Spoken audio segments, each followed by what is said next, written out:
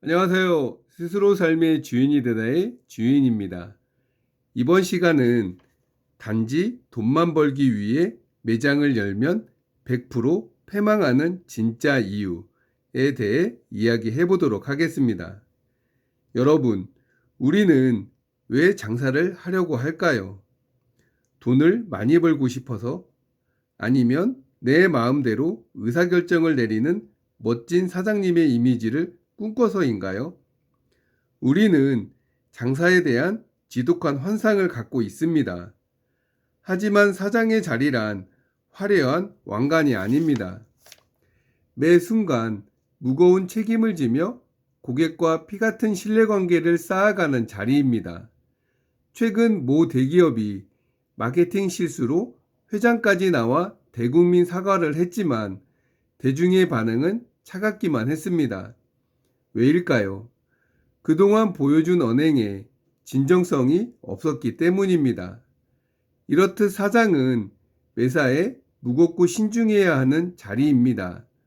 하루에도 헤아릴 수 없는 결정을 내려야 하는 이 자리를 당신은 과연 담당할 수 있습니까?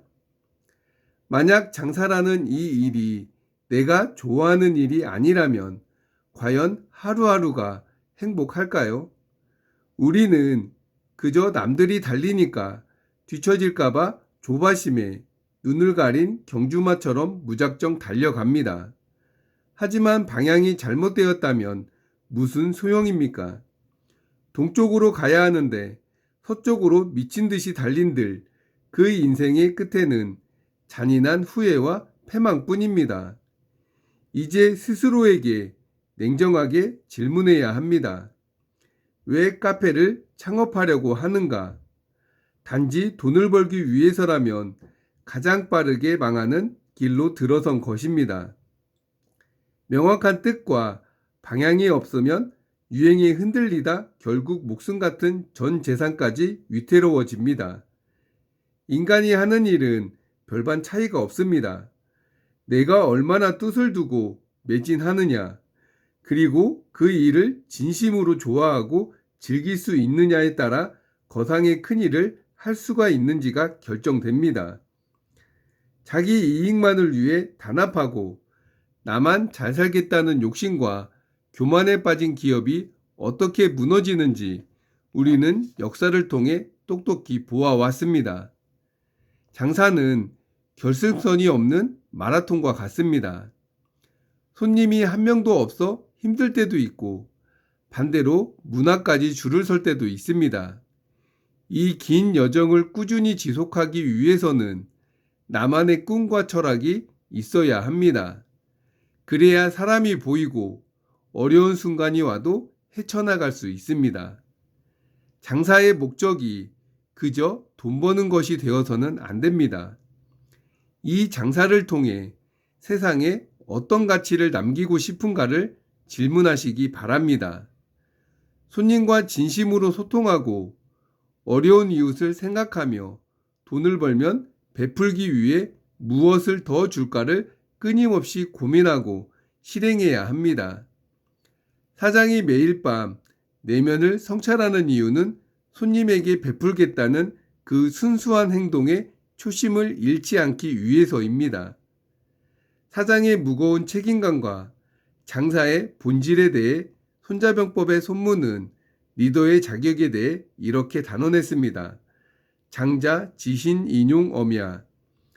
군대를 이끄는 장수는 지혜롭고 신용이 있어야 하며 사람을 아끼는 인내함과 위기를 돌파하는 용기, 그리고 중심을 잡는 엄격함이 있어야 한다는 뜻입니다.